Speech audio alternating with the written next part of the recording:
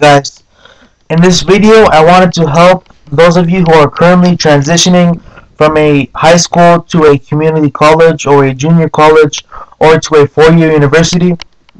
So first thing, make an appointment with your counselor. That is very crucial because your counselor is trained in helping you choosing your classes and you're making your education plan for transferring to the university of your choice. So one main thing is general education. For the general education requirement, you have to do certain classes to fulfill it. There will be campus-specific general education requirements sometimes. For example, if you want to go to Stanford, you will have to do certain other classes that will fulfill the GE requirements for Stanford or for another university. So depending on which university you want to go to, you can either do the campus-specific GE requirements or you can do the IGETC, which stands for Intersegmental General Education Transfer Curriculum. IGETC is used by community college students to fulfill the GE requirements instead of doing the campus-specific GE requirements. IGETC is generally much more easier in my own opinion, and also there's a foreign language requirement. I believe that's in area 6 of the IGETC. And the good thing is if you're bilingual, you can talk to your counselor and you can either test on it on your second language, or you can get a form from your counselor and you can get a signature from a member in your community that has a high status, and this member, when he signs it, he's saying that you are bilingual. That's the basic message. Also, there are major specific lower division requirements. Lower division classes are generally your classes that you have to finish in the first 2 years of your undergrad school. So these usually include calculus, physics, biology, botany, zoology, all those classes. Depending on your major, it's going to be different. So let's say if you take bioscience, you'll have to take botany, zoology, all those things. And if you're taking physics, you have to do more math, science classes, etc. So one big tip is apply for everything as early as possible. Especially for things like your FAFSA, because the earlier you apply for your FAFSA, your financial aid application, you will most likely get more money. Withdrawing classes, you may drop your classes until a certain date, and that is determined by your own college. You have to figure that out yourself. And one thing is that for withdrawing, it's abbreviated as W in transcripts. So if you drop your class after a certain date, you may or may not get a W. In your college handbook, it should tell you when you will get a W if you drop at this date in your class, or when you will not when you will not get a W if you drop at this certain date. So always try your best to drop before the withdrawal date, because if there's a W in your transcript, it does not look very good, even though it doesn't lower your GPA. Choosing your instructor. The best website, in my own opinion, is www.ratemyprofessors.com. It shows you a list of all the teachers in your college. You can search for your own college. You can search by professors, or you can search by departments. There's a lot of ways to find your teachers. And you can see the comments of other students that already took the classes of your teacher that you're looking to add, and it tells you how clear they are, how easy they are, how hard they are, also even if they're hot or bad looking. A lot of students give very good comments that help you in choosing which professor is good, which professor is bad. One thing is, never try to find an easy teacher unless you really don't need that class, but it's a requirement for your degree. Also consult your counselor, because I said he's trained and knowing a lot more than you in regards to college matters. And your friends. Some of your friends may have taken a certain instructor that you want to add, and they can give you some opinions about that instructor, and based on that, you can choose if you want to pick this instructor or another instructor. General class tips are: attend all classes. That's the basic. Everyone should know that. Be respectful to your professors, because you're gonna be with them for semester schedule. You'll be with them for another 4.5 months. In a quarter schedule, you'll be with them for about like 2 months, I believe. So, regardless, you should be respectful to all your professors and become friends with your professors, because when you need a scholarship recommendation, you're going to be asking your professors for that recommendation. You want to look good in front of your professors. Also, ask permission from all your professors to record their lectures or their labs, because after you record them, you can review them over and over again as much as you want to, which is very helpful for your tests, for your lab tests, etc. Complete all of your homework. Some math classes don't require you to do your homework, which is very cool, but I really recommend doing your homework because it helps you a lot when you're trying to do your tests or quizzes. Participate in all class activities. That is very helpful, and some teachers require it. Make study groups. For some people this works, for some people it doesn't work. Personally, I study most of the time by myself, but sometimes I make study groups with my friends, just in case I don't know something, I can learn something that they may know and I don't know. Be prepared with questions you have prior to the start of class. Okay? And buy a scientific / graphing calculator if you're going to be taking higher math classes, because especially a graphing calculator, because you're going to be taking like at least till calculus 2 for most science majors, and you want to get used to your calculator. If you keep checking out a calculator, you will not be used to your graphing calculator, and you're going to have harder times adjusting to it.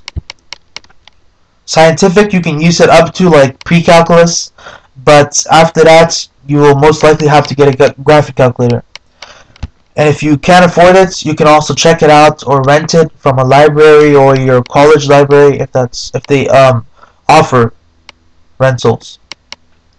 Get tutoring at designated tutoring centers at your campus. It's generally free in most campuses, so you should use this opportunity and try to get tutoring if you have any questions. And sometimes, just if you don't have any questions, they can also teach you more about that subject, about your class. It's very helpful. There's also a website called www.khanacademy.com. It was created by Salman Khan. He has thousands of videos on math, science, humanities, all those things. He's very helpful in teaching students and helping students with their classes. And personally, he helped me a lot with my biology classes, my math classes, all those things. Also, for your English classes, there's a website called www.paperrater.com/free_paper_grader. It's a very good website for checking your grammatical mistakes and your spelling mistakes. It's good for just like a small check, but always get your papers checked by your professors prior to your paper being due, to the day your paper is due, and ask your peers to look over your papers. Ask other people that are good at English, so your paper can be the best, and so you can get your best grade, the best grade possible. Financial tips: don't eat fast food every day. I did this for like maybe 1 semester, and it's not good because it's not healthy, first of all, and second of all, you're wasting a lot of money. It all adds up. You think, okay, I'm gonna spend $5-6 every day, but it does add up, and it costs a lot of money after you count how much you've eaten throughout the year. Also, only buy necessities when you're a college student, you find out that you have a budget. You shouldn't be just buying things like that you don't need. Don't be so extravagant unless you can actually afford it. But most people who are in college cannot afford it.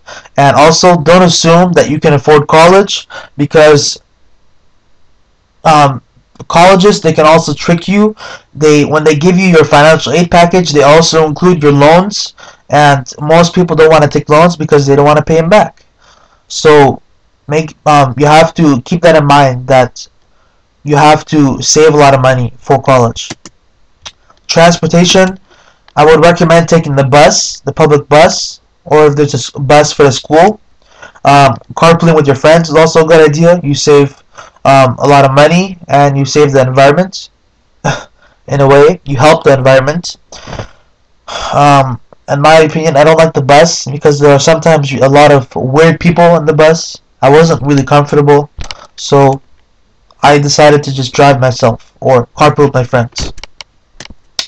Also, if it is possible to work part-time, it is very good because you get work experience and because you get paid.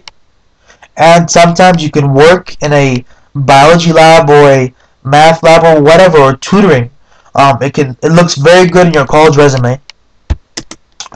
Also, apply for FAFSA as early as possible. I mentioned this earlier. The earlier you apply, the more money you may get. Apply for college-specific scholarships. So, for example, you're going to transfer to Stanford. They may give you scholarships that you're eligible for, that are for students transferring there.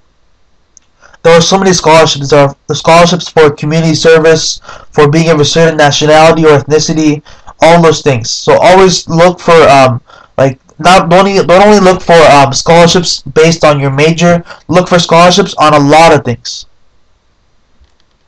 Even small scholarships like $200 can add up. I recommend www.fastweb.com. It has a lot of scholarships. It has thousands of scholarships that after you create a profile in that website, a free profile, the website matches you with the profiles that matches your profile. Also, I really recommend not taking any loans, because you will have a lot of debt, and paying back the loans after college is not fun. I also recommend living with 2 to 4 people, your friends, your good buddies, in the place you choose to reside in when you move to your college, if you do move to your college. It reduces your housing costs by like a lot, especially if you live in really in cities that have really high housing expenses. And I really recommend completing as many lower division courses possible prior to transferring to the university of your choice, because if you finish those lower division courses before transferring, you can just go on with your upper division courses in your university for the next 2 years. But if you don't finish your lower division courses, you have to finish them at your university, which will cost much more money. Extracurricular activities. There are internships which help you get work experience in the field you want to be working in eventually. There's community service. For those of you who want to work in the medical field, or I would really recommend working in with a company or anywhere that's related to your major. For example, if you're like a medical major or pre-med major, I would recommend working in a like blood lab or a hospital, anything related to it. Joining a club, there are usually dozens of clubs in your colleges, so joining 1 or 2 clubs would look very good on your college resume. Student government, it's a very good thing to take part of. Part-time job, I mentioned it before, it also looks good on your resume. You can get a part-time job as a reader, for example, or a lab aide in your biology lab in your college. There's a lot of things you can do. That's why you have to make friends with the teachers, so you can ask them what opportunities they have, what things they have available for you. And that's it, guys. Thank you for watching this video.